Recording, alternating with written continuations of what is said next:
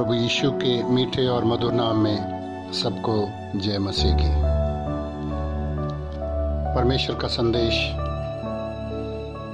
प्रभु ने जो मुझे दिया है आपके सामने बांटना चाहता हूँ, ताकि हम सब प्रभु के वचन में मजबूत होते रहें और अपने जीवन को सही रख सकें और प्रभु के नाम की महिमा हमारे जीवन के द्वारा होती रहे।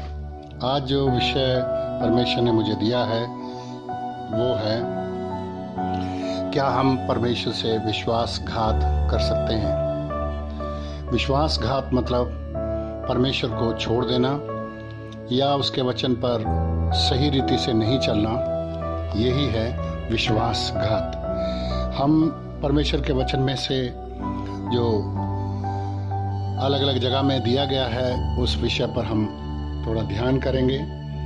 और हमेशा ही इजरायली लोगों का जीवन हमारे सामने आ जाता है।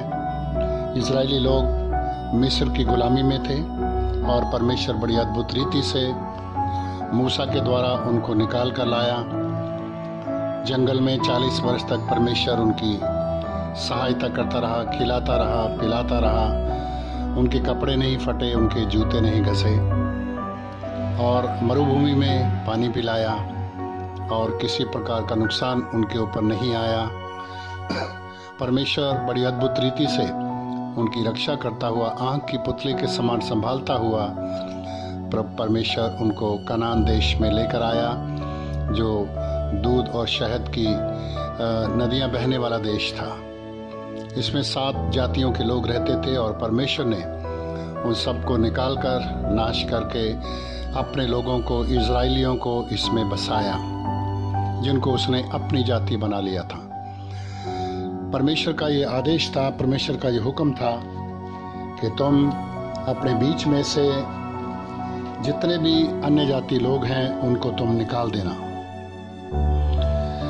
और परमेश्वर ने वाचा बांधी थी उनसे, जैसे कि न्यायों की पुस्तक 2 अध्याय में लिखा है, यहोवा का दूत गिलगाल से बोकीम को जाकर कहने लगा, मैंने तुमको मिस्र देश से ले आकर इस देश में पहुंचाया है, जिसके विषय में मैंने तुम्हारे पुरखाओं से शपथ खाई थी और मैंने कहा था, जो वाचा मैं तुमसे बांधी है उसे मैं कभी न तोड़ूंगा। इसलिए तुम इस देश के निवासियों से वाचा ना बांधना, तुम उनकी वेदियों को ढा देना।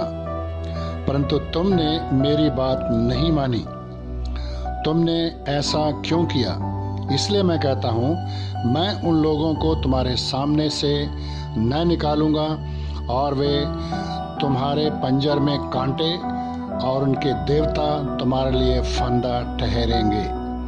ऐसा इस्राएलियों के साथ हुआ क्योंकि उन्होंने पूरी रीति से अपने देश में से अन्य जातियों को, मूर्तियों को और देवताओं को नहीं हटाया। हमारे जीवन में भी ऐसे फंदे आ सकते हैं यदि हमारा उद्धार होने के बाद हम पूरी रीति से अपने जीवन को साफ नहीं करते, शुद्ध नहीं करते और सब चीज़ों को हमारे जीवन में से मिटा नहीं देते, तो ये सारी चीज़ें हमारे लिए फंदा बन जाएंगी और लटकी रहेंगी और हम फंस जाएंगे। आगे हम और भी प्रभु के वचन में पढ़ते हैं कि क्या हुआ जब ये कुछ लोगों ने बीच में रहने दिया उन स्थानीय लोगों को। और जब पहली पीढ़ी बीत गई, यहोशू उनको वहाँ ला करके उनको बसाया। पहली पीढ़ी बीत गई, जिन लोगों ने परमेश्वर के चमत्कारों को देखा था, उसके बाद उसकी अगली संतान जो परमेश्वर को नहीं जानती थी, उन्होंने परमेश्वर को त्याग दिया। यहाँ भी हम एक बात सीखते हैं, हमारी आने वाली पीढ़ियों को सिखाना कितना जरूरी है कि हम अपने बच्चों को शिक्षा उसी मार्ग की दें जिसमें उसको चलना चाहिए और वे बुढ़ापे तक भी नहीं छोड़ेंगे। लेकिन इजराइलियों ने ऐसा नहीं किया। इसलिए हम परमेश्वर के वचन में क्या पढ़ते हैं, उसमें लिखा है 2:10 में लिखा है न्यायों की पुस्तक, और उस पीढ़ी के सब लोग भी अपने अपने पितरों में मिल गए। तब उसके बाद जो दूसरी पीढ़ी हुई, उसके लोग न तो यहोवा को जानते थे और न उस काम को जो उसने इस्राएलियों के लिए किया।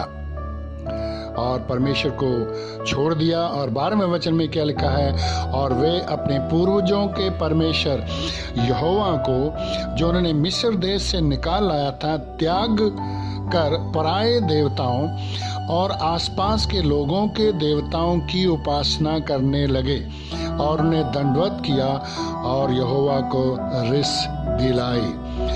वे यहोवा को त्याग कर बाल देवताओं और अस्तारों देवियों की उपासना करने लगे।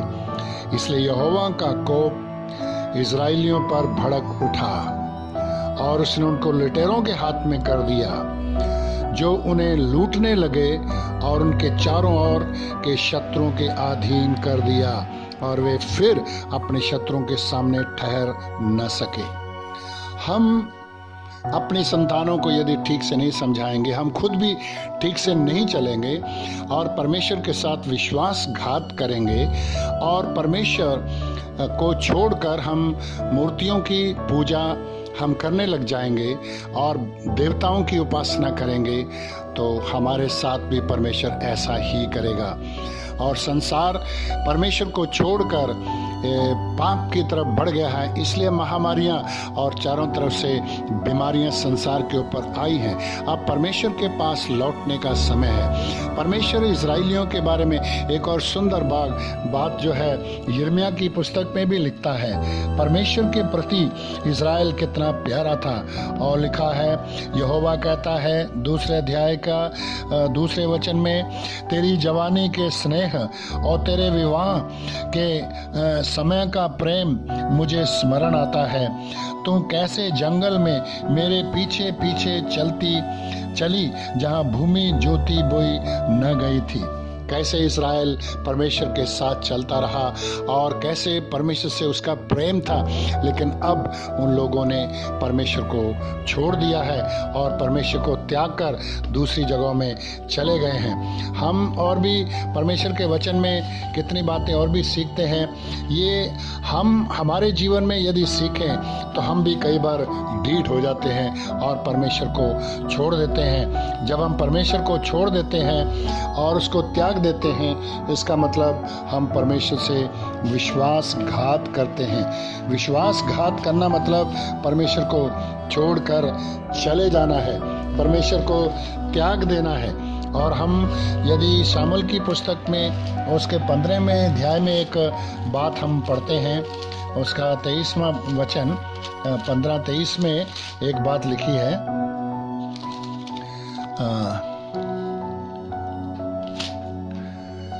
परमेश्वर यहाँ पर समझाता है एक राजा के बारे में जिसने परमेश्वर का विरोध किया।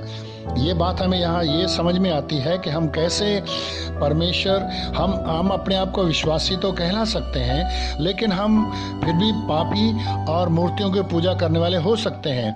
जैसे एक 15 वचन पहले शामुएल के 23वें वचन में लिखा है, देख बलवा करना और भावी कहने वालों से पूछना एक ही समान पाप है। बलवा करना, परमेश्वर का विरोध करना, और ये भावी कहने वाले सियाणों के पास जाने के बराबर है। और फिर हठ करना मूर्तों और ग्रह देवताओं की पूजा के तुल्य है। जो हठ करते हैं, जिद करते हैं, परमेश्वर के वचन की परवाह नहीं करते हैं और बार बार समझाने पर भी अपने मार्ग में चले जाते हैं, ऐसे लोगों के बारे में लिखा है कि वो मूर्ति पूजा के समान है। तो आप हो सकता है बाइबल लेके चलते हो, चर्च में आते हो, लेकिन हठी और जिदी हो, तो आप भी मूर्ति पूजा और ग्रह देवताओं की उपासना के समान है। सावधान हो जाइए। अगर हम ऐसा सावधान नहीं रहेंगे, परमेश्वर के को विश्वासघात करेंगे, तो परमेश्वर हमें नहीं छोड़ेगा। परमेश्वर इंसान से प्यार करता है, लेकिन उसके अंदर के पाप से और बुरे स्वभाव से परमेश्वर नफरत करता है और सजा देता है, दंड देता है।